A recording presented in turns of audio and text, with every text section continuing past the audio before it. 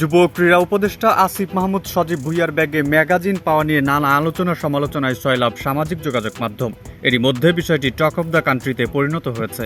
এদিকে এ নিয়ে এক পোস্টে বিষয়টি খোলাসা করেছেন আসিফ মাহমুদ নিজেই। যুব ক্রীড়া উপদেষ্টা আসিফ মাহমুদ বলেছেন, নিরাপত্তার স্বার্থে আমার লাইসেন্স করা বৈধ অস্ত্র আছে।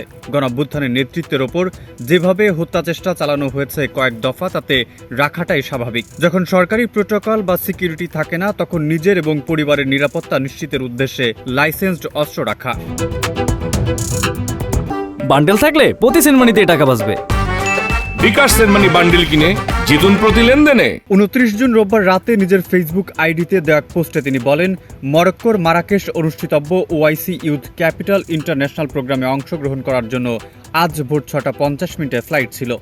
ভোরে প্যাকিং করার সময় অস্ত্র সহ একটি ম্যাগাজিন রেখে এলেও ভুলবশত আরেকটি ম্যাগাজিন ব্যাগেই রয়ে যায়, যেটা স্ক্যানে আসার পর আমার প্রোটোকল অফিসারের কাছে হস্তান্তর করে আসি।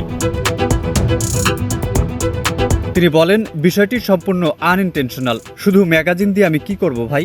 ইন্টেনশন থাকলে অবশ্যই অস্ত্র রেখে আসতাম না। এখানে অবৈধ কিছু না থাকলে অনেকের জন্য এটা আলোচনার খোরাক বটে। এদিকে তার এই ম্যাগাজিন পাওয়া নিয়ে খবর প্রকাশিত হওয়ার কিছুক্ষণের মধ্যে বেশ কিছু গণমাধ্যম তাদের খবরটি সরিয়ে নেয়। বিষয়টি নিয়ে তিনি বলেন, তবে চাপ দিয়ে নিউজ সরানোর অভিযোগ সম্পূর্ণ মিথ্যা। এ ঘটনার পর আমি টিম সহ টানা 10 ঘন্টা ফ্লাইটে ছিলাম। ট্রানজিটে নেমেও দীর্ঘক্ষণ পর অনলাইনে এসে দেখতে পাচ্ছি যে এত কিছু ঘটেছে।